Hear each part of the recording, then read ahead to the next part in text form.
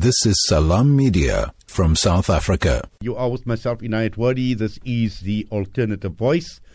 We are going to be focused on the Bilderberg Group. I'm sure many of you have heard of the Bilderberg Group. I came across a very interesting article on the Bilderberg, and I'm sure my guest, Tony Gosling, who is the editor of the website www.bilderberg.org, and he's done extensive work, extensive research into who this Bilderberg Group is all about. I think for many of us, at face value, it is about this group of elites that meet once a year in some secret location and obviously discussing various issues. But who are these people? What is the agenda? And that is what we aim to discuss tonight.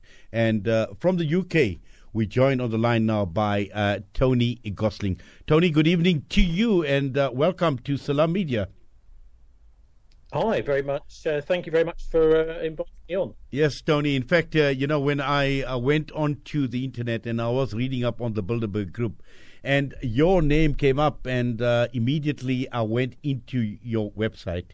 And really, there is just so much that is written, and I'm sure the next hour or so won't even be enough, or won't even do justice to discussing this topic, because there's just so much to talk about. But I think just to start off with, your interests, and I know you've got quite a biography, and I'm sure if I go through that, possibly we'll spend another 10 minutes or so. But just your interest in the subject of the Bilderberg Group, how did that come about?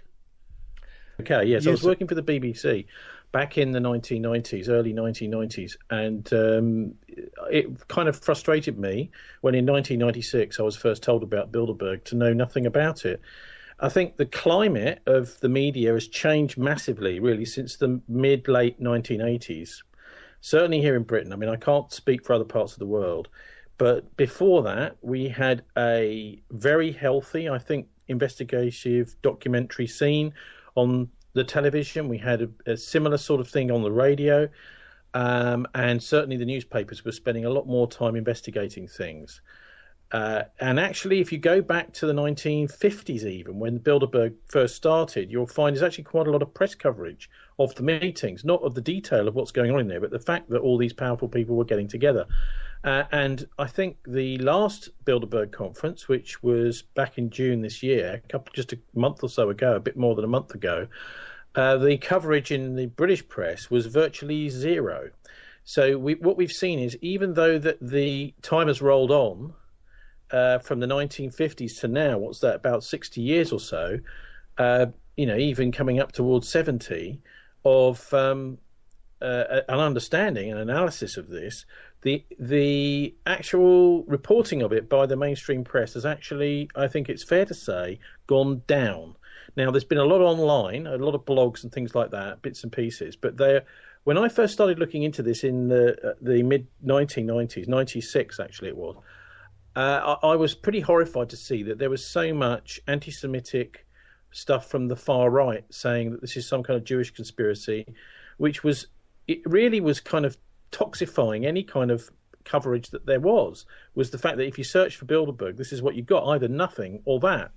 And so I set, I suppose, off on a mission to try and do some proper journalism around who they are, what their origins are, what their power is, what their place in society is, and I suppose most importantly, why our mainstream press in the West has just totally failed to cover issues around the most powerful people in the Western world.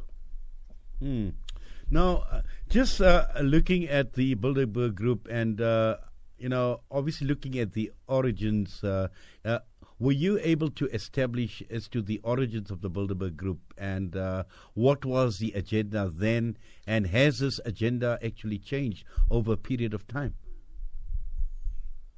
Well, I mean, the agenda does change a bit. I mean, that's easy to deal with. I'll deal with that straight away, which is the banking fraternities. Okay, so if you look at the Rockefellers and the Rothschilds have been involved in this, and the Rockefellers began as an oil industry kind of conglomerate, and then moved into banking, because banking, you can just make money up, at the press of a button.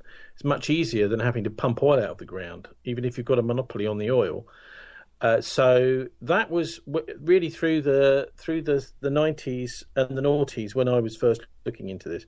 It would seem to be very much a banking fraternity, and of course Goldman Sachs were one of the big, probably the biggest feature, largest at Bilderberg, and what we've seen more recently over the last few years is migrating away from that banking interest running things and deciding things. And of course, the bankers are really a kind of new feudal system. They're very much unregulated. There isn't any proper regulation of banking. They can do what they want. And when they're caught committing crimes, they get away with it too.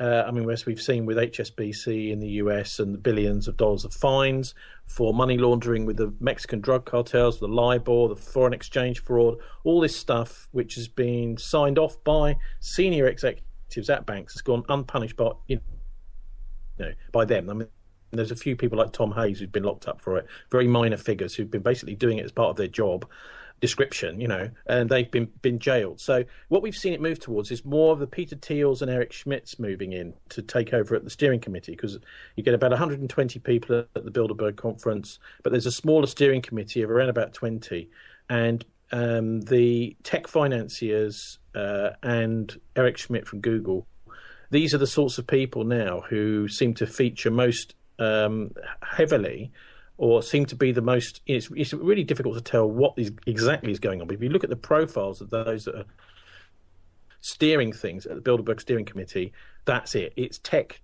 Some would even call beast tech. If you look that term up, there's this whole kind of way that technology is moving in this completely unregulated manner, so that it's used as a method of mass surveillance of literally billions of people and collecting information on them, which of course then can be used against them and can be sold, etc. So it's completely deregulated. But I think the main reason why the people like Thiel and Schmidt figure so highly at Bilderberg is because this is the future of news, the future of the media is going to be, is already through the internet. As soon as the newspapers started going web first, in other words, publishing online before they published in the newspapers, it was quite clear that's where the way that the news media is heading.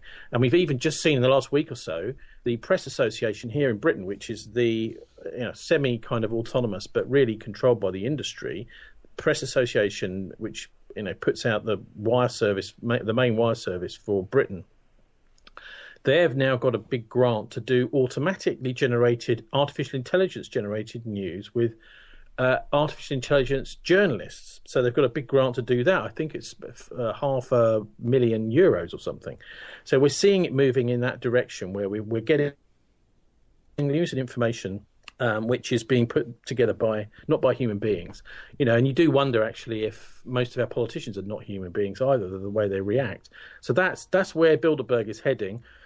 What's their sort of wider agenda? What are they looking at in a wider sense? I think it's effectively a kind of secret government, because it's gone beyond lobbying. Now it's in charge.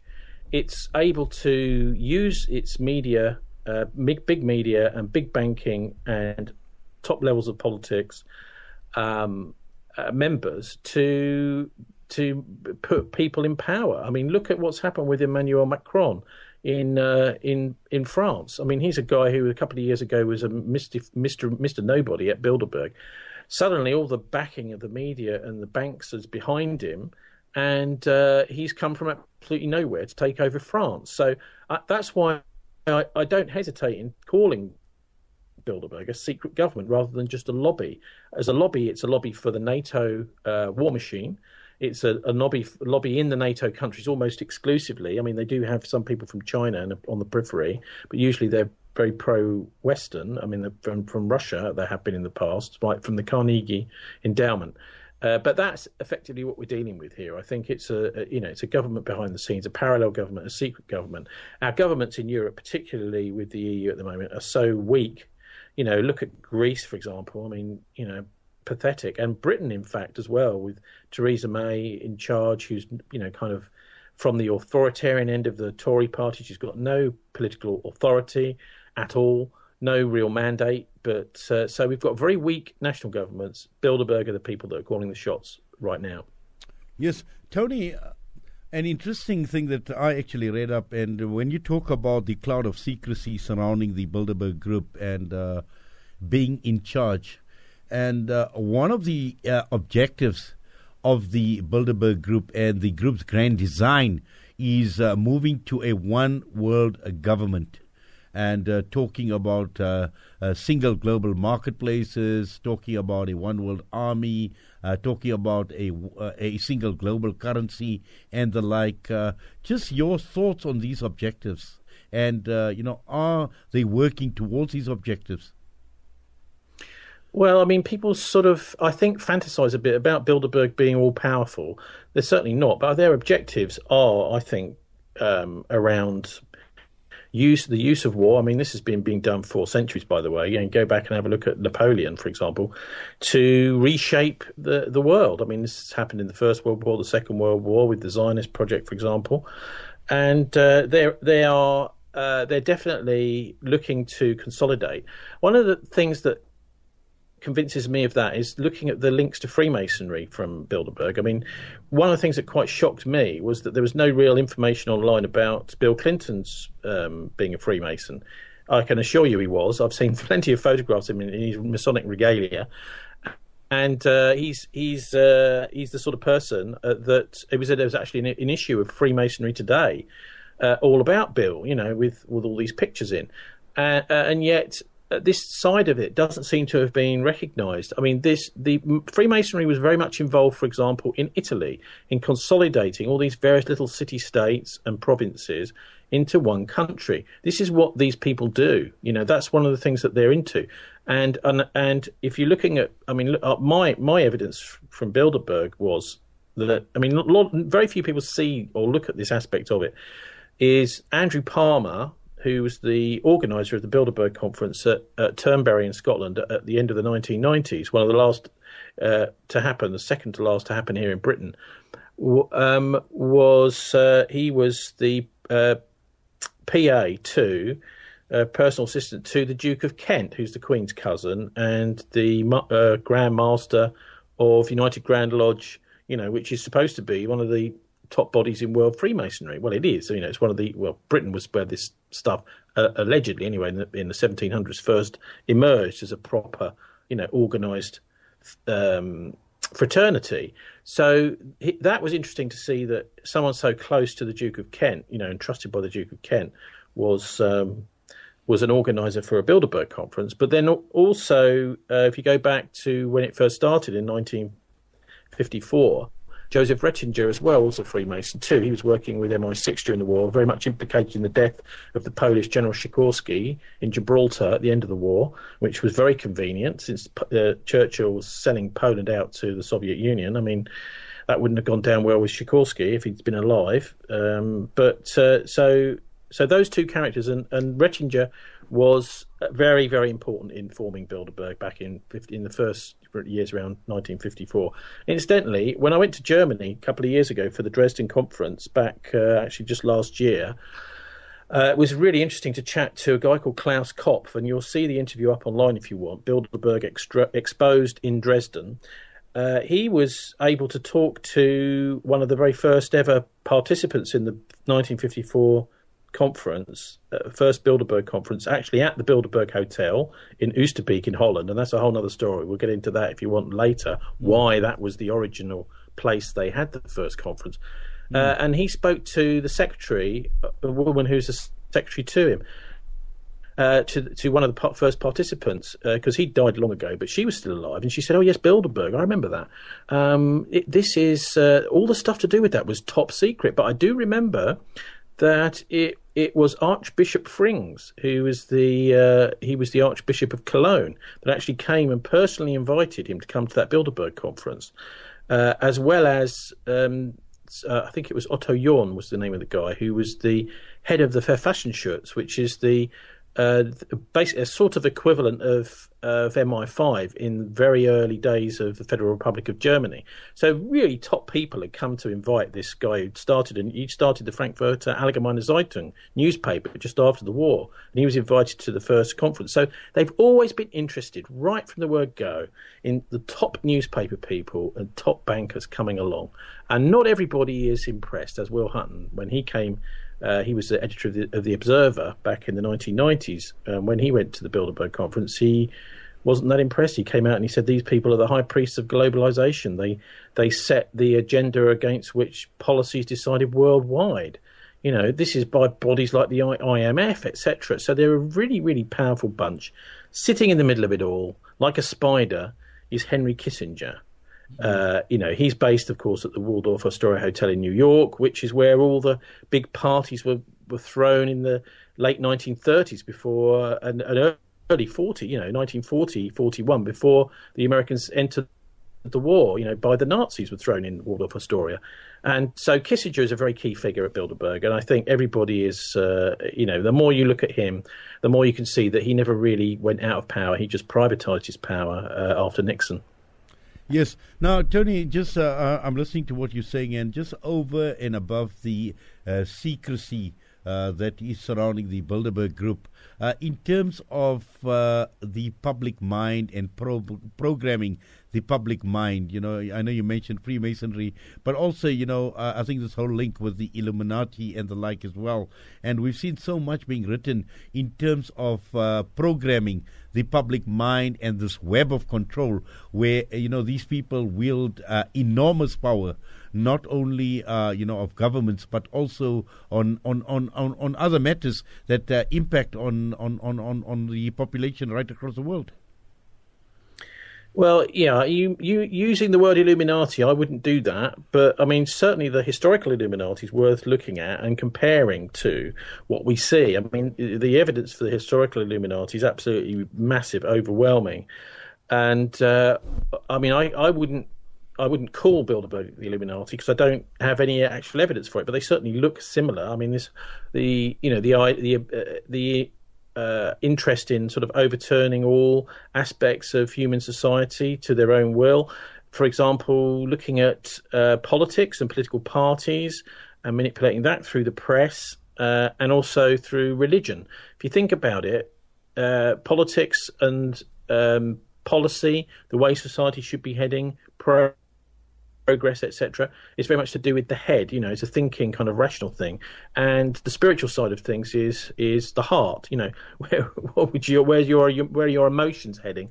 And that seems to me to be, you know, this Illuminati thing from the late 1700s. Of course, the best text on that is John Robison and his book, The Proof of a Conspiracy Against All Religions and Governments. And you know that he was a Freemason himself, and he could see what the Illuminati were doing to Freemasonry. I think key is the press, absolutely key. The mainstream media, which is why, as someone who's worked for 3 years at the cutting edge, actually, at the BBC. I mean, I worked in the one of the main newsrooms in London, which had a massive audience, and we were working with some great personalities, on-air personalities, people like Johnny Walker, who people might know. I mean, he's still on Radio 2 today, but he's loads of personality, a real kind of, you know, intelligent but quite anti-establishment figure from the days of pirate radio. I think he was on Radio Caroline, you know. So it was great working with these people. But what I've seen is how the whole thing has been emaciated since the late 1980s, with the removal by Victor Rothschild and Margaret Thatcher of the Director General Alistair Milne in 1987. I mean, he was doing stuff which is independent of government. I'll tell you a little tale, because I was over in Russia a few years ago in Moscow talking to Russia Today, because I was doing a lot of work with them at the time, and spoke to one of their top people, the deputy news editor, actually. And I said, look, if you guys would like to do a little bit more, which was just a little bit, which is critical of Putin, everyone would watch Russia Today. But the fact that you won't do that means that you're just another propaganda service like the BBC. Anyway, the guy just looked at me. It's almost like you could wave your hand in front of his face and he wouldn't, like, you know, follow your fingers where, you know, there was nobody in, you know, because this is not the way that media works nowadays. But in the 1980s, up till the 1980s, the BBC had the guts and the courage to challenge the Thatcher government, and they were doing things like looking at the far right within the Conservative Party, while the Tory Party was the ruling party. Since then, everybody in the BBC, pretty much, certainly all at the top higher levels, managerial levels, who even thinks about criticising the government in power, which has been, for as long as anyone can remember, the Blairites or the Tories, which is basically the same neocon faction, it is removed. So that's where we are with media and press. But that, I think, is that is effectively what they're up to. Is they just simply, and I knew a very good producer when I was working at the BBC, actually, when I was working on something to do with the Gulf War, I think it was, first Gulf War in 91. And there was when that war broke out, there was a whole load of ships sailed out of Portsmouth. I was working down in Southampton, and we had a phone in every morning, which was very popular on Radio Solent, which was quite a big station down in the south of England, and then nobody phoned in. I thought, my God, we've got this massive news story, loads of people are involved, and the producer turned to me and she said, "Well, we haven't told them what to think yet." And there is a bit of that about, for example, the coverage we're seeing of what's going on over in Jerusalem. There's a Zionist fundamentalism is taking over the site of the temple, yes, Temple Mount, and we're seeing virtually no explanation anywhere of what a Zionist fundamentalist is. We hear enough about Islamic fundamentalism, hear nothing about the countervailing force. So we're getting very, very biased press, one-sided press, and in a way, I think I would even say we're as extreme as in a pre-war situation, because that's what you get in the run-up to a war, is you get only one side. And that's what we had in the run-up to World War II. Churchill was completely kept off the airwaves. There was a whole edict saying, keep this man well away, and the appeasers were given access to the airwaves 100%. So we're seeing a similar thing today, I think, with the build-up of tensions between I would say, the big power blocks being China and the US, and the EU, of course, being kind of good cop to the American bad cop, and with the Russians kind of sandwiched in the middle. It looks like the Russians are very much more siding with the Chinese in the global scheme of things, but the press in Britain seems to be incredibly biased against Russia and for the Americans, which is incredible, since the 9/11 attacks. America has been an even more of a aggressive basket case country militarily than they had been up until then, and there was enough horrendous interventions by the US military and the Pentagon up until 9/11, but it's got even worse since. With us on Salaamedia, this is the Alternative Voice with myself, Inayet Wadee. My guest tonight, looking into the Bilderberg Group, is Tony Gosling, joining us out of the United Kingdom.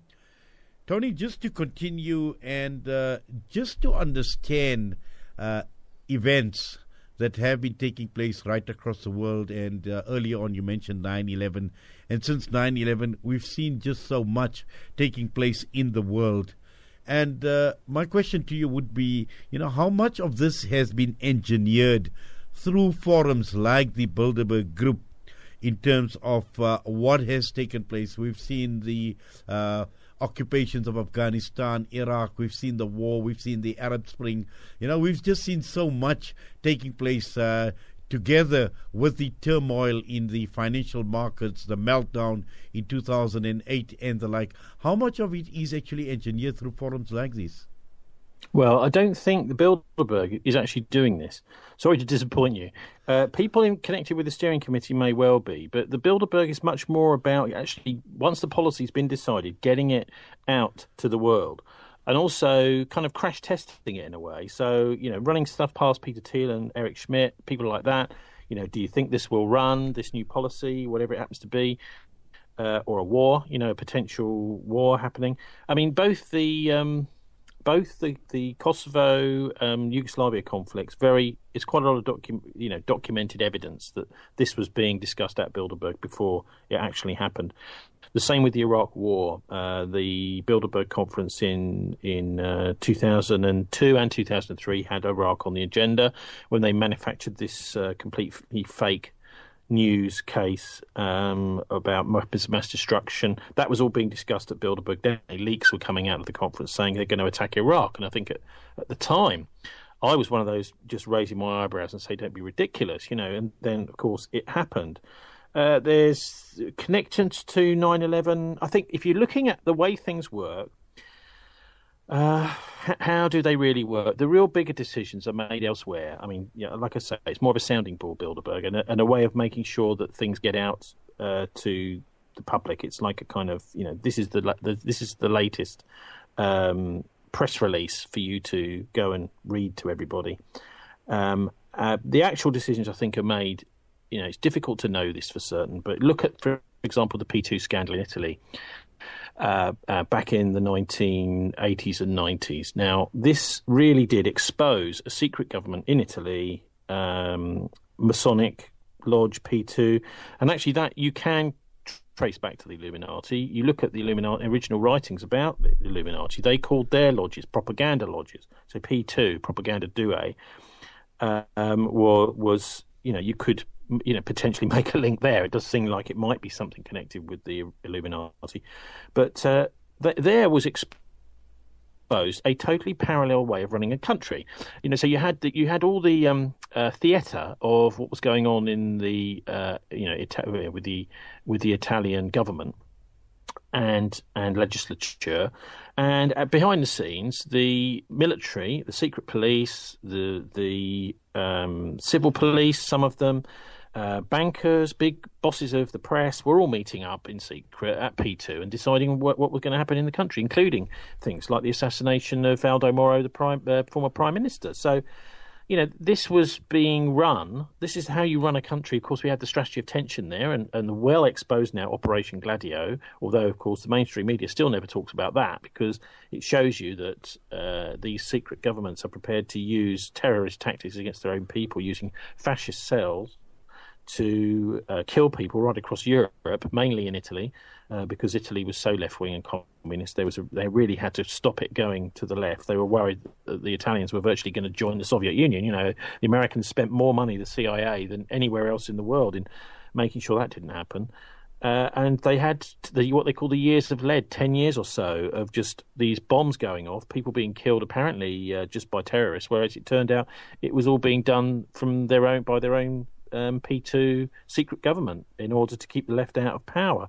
So that amount of, and when you've got and this is one of the other characteristics of Bilderberg, when you've got the press barons sitting around the table, the top editor of places like The Economist, Financial Times, these people sitting around the table, but they don't write about what's going on in their newspaper. They're not working for us; they're working for themselves, and that aspect to it really disgusts me, both with the politicians and with the press that go there, as they step into that room and to that conference and swear the little oath of secrecy. This Chatham House rules thing, where we can talk about what happened, but we can't attribute it to anybody, and we can't attribute it to Bilderberg.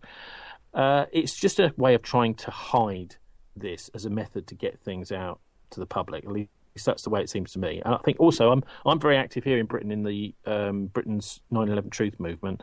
Quite quickly after 9/11, realised that this was a false flag attack of some sort. Now it seems pretty much Israeli run. I would say the evidence is that you've got these Israeli-US dual citizens who are very much at the heart of covering up 9/11, not alone being involved in it.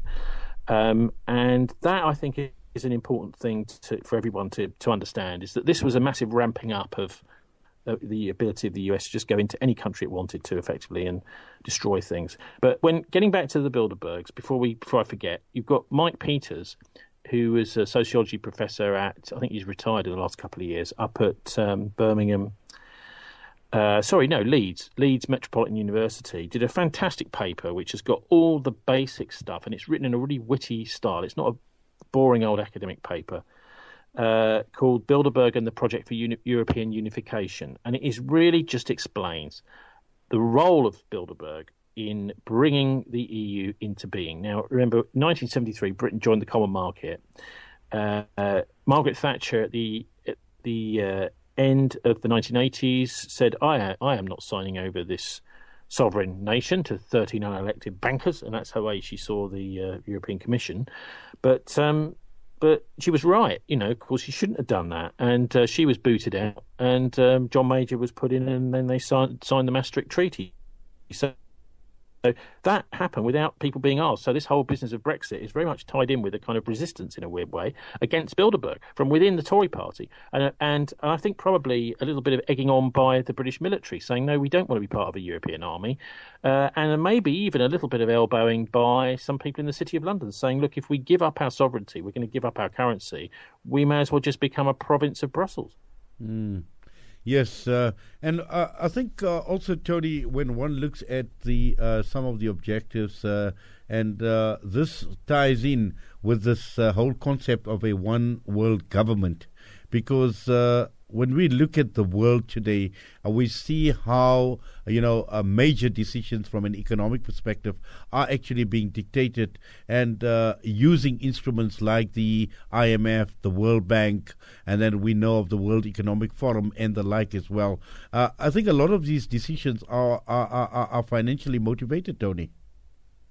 Well, the media is, I think, even more important. It's what we're allowed to think about and what we're not allowed to think about. That's what's being decided by these guys. And I'm also very active, say as active as I can be, in the journalists' union here in Britain. And you can see slowly but surely a stripping away of journalists' ability to write about what they want to write about. You've got a smaller and smaller number of individual proprietors who, it seems, they just want to stuff their newsrooms full of people that would say what they would say in a given situation.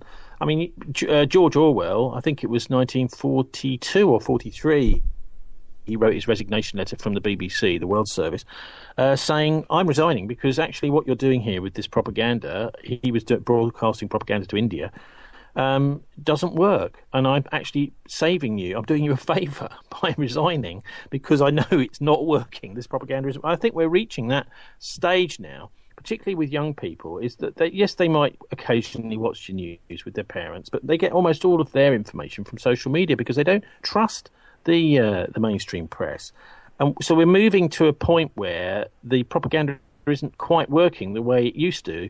We had a couple of attempts now to sort of get a war going with Syria, using false news stories about Assad being behind chemical weapons attacks.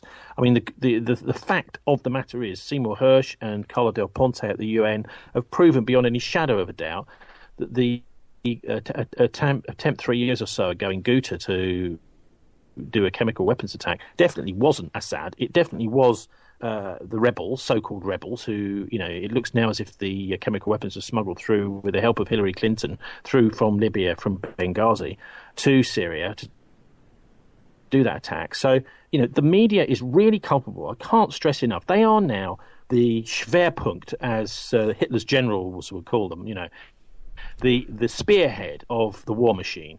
And there is no real balance left in the British press on anything that matters. They will talk, I would say, something like 85-90% of the news stories we get are inane, innocuous, and there may be a bit of balance in those. But in the things that really matter to the elite, the war machine, they're lies, always lies, and they're always 100%. I mean, all this stuff we've seen, for example, about the so-called Trump-Russia scandal, the leaking of the hacking by the Russians of emails. It's not a hack, it's a leak. We know pretty much now, through the death of Seth Rich at the Democratic National Convention, that he was just disgusted by the way Hillary Clinton was cheating in the presidential election and stealing the Democratic nomination from Bernie Sanders. He decided to hand over these emails. It looks like possibly to Craig Murray, the former British ambassador to Uzbekistan, who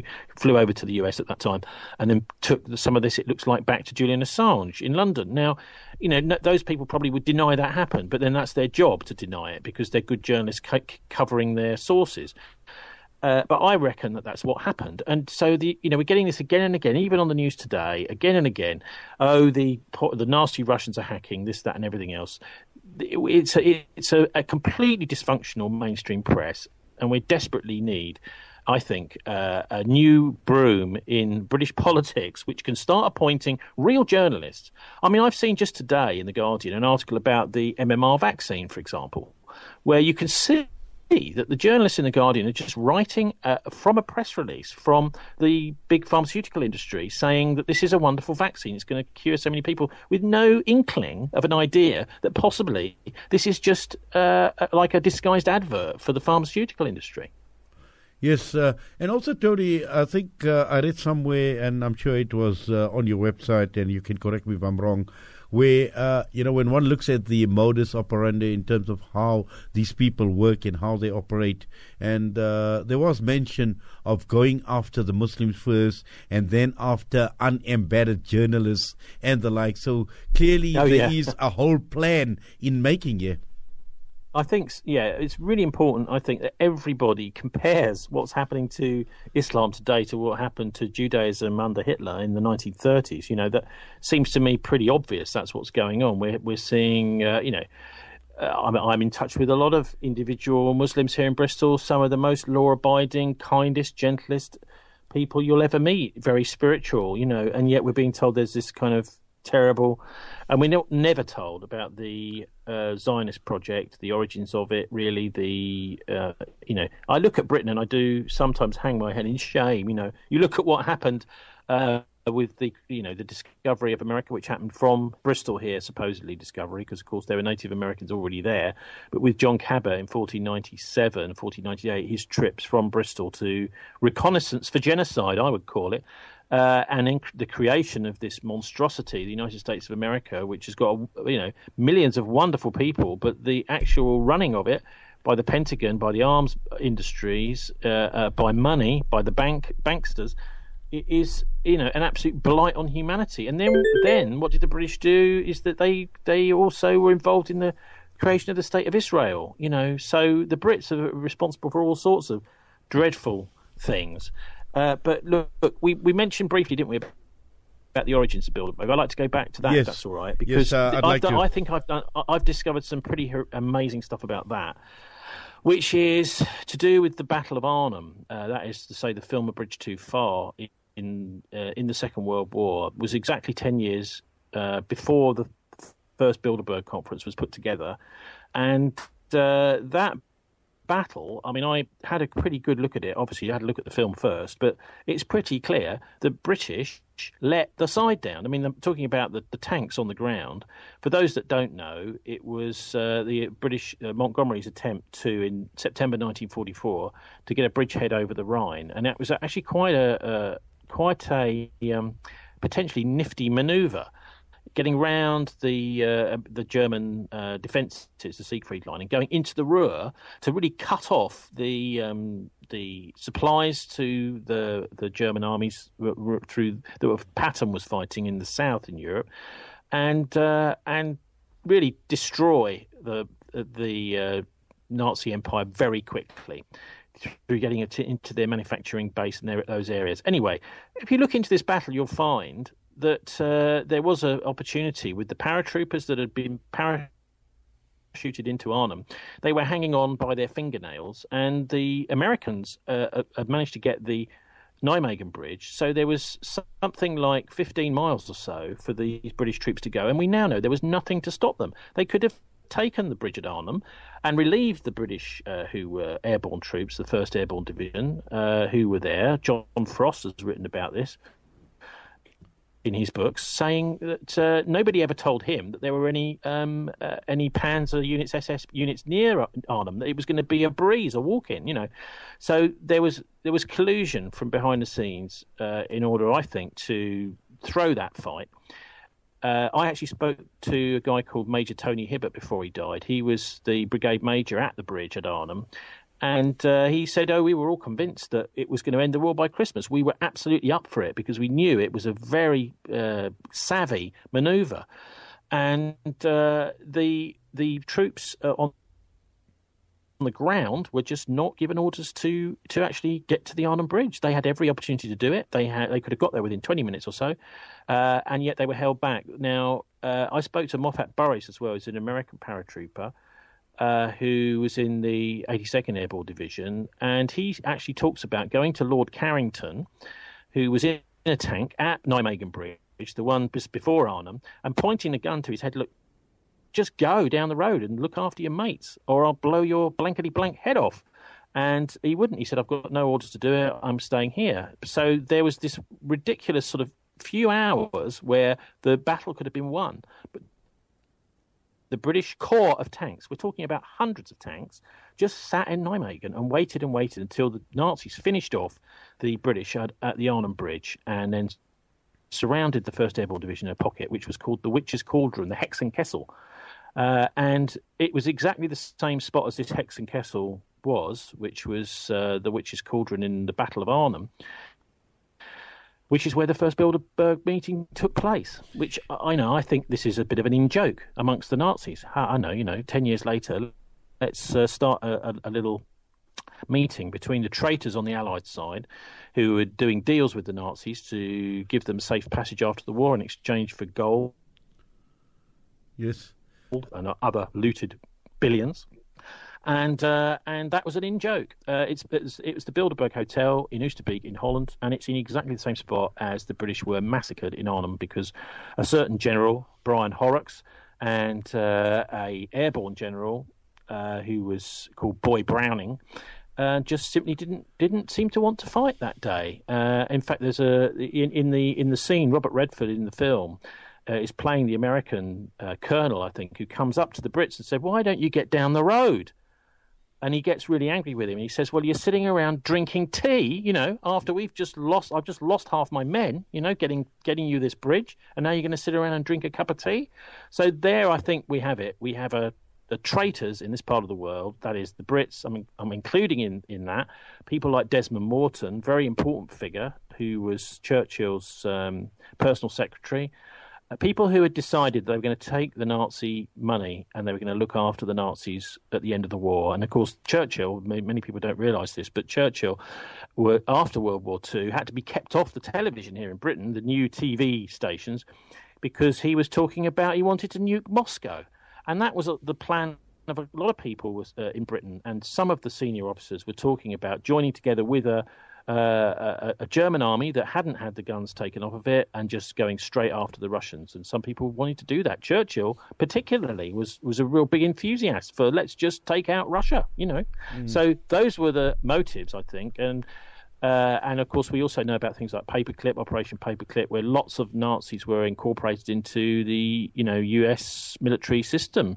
And not only that, people like Reinhard Gehlen, who was one of the top Nazis on the intelligence people on the Eastern Front in World War II, was just put in charge of the new West German intelligence. So no wonder the Russians were a bit annoyed after World War II that it seemed that the Brits and the Americans wanted to take advantage of the peace to just pursue another war immediately. And in a way, they're following on from what happened, right the way back to Napoleon, where there's been this kind of obsession about controlling Russia. But thankfully, the Russians are too smart for that. Yes, in fact, Tony, it's been a fascinating discussion and a great insight into the Bilderberg Group with you. And I know you've got to leave a bit early, so I'm not going to keep you much longer. But for now, thank you very much for that and for your time with us. I would just also say, if you don't mind, is the Bilderberg.org website has got lots of stuff about the origins of the Bilderberg conferences over the years, including we did a program called A Bridge Not Far. So that's, if you want to hear about the evidence that connects the traitors in World War II on the Allied side to the Bilderberg conferences after. I mentioned Peter Carrington there. He was in the Guards Armoured Division during the war, one of these tanks that didn't go and meet up with the Brits that were hanging on in Arnhem. And he then became a chairman of the Bilderberg conferences afterwards. But then there's also Prince Bernhard of the Netherlands, who was very much involved in that campaign as a Dutch liaison officer. And it's almost certain now that he was the person that gave all the plans for Operation Market Garden to the Nazis beforehand through a spy. His spy, a guy called Christian Lindemans, King Kong, was sent in a few days beforehand and went straight to the Abwehr because he was a Nazi agent, even though Bernhard had trusted him. So there were some interesting figures at the end of World War II who were much more interested in making money and doing deals with Nazis, embracing Nazis, giving them safe passage after the war than they were in actually winning the war. And, of course, thousands, if not tens of thousands of people suffered, and the war was extended from Christmas 1944 right the way through for another few months. Another thing you could look at if you're interested is the survival of Martin Bormann. I don't know if you've been into that before, but Hitler's Reich Chancellor, who was in charge of the Nazi Party, very definitely survived World War II, and I've been digging out quite a lot about evidence of that through books like Op JB, with John Ainsworth Davis wrote that. Christopher Crichton was his pen name, and that's a whole other side to things, because the Brits basically brought him out at the end of the war and used that Nazi loot for all sorts of nefarious purposes after the war.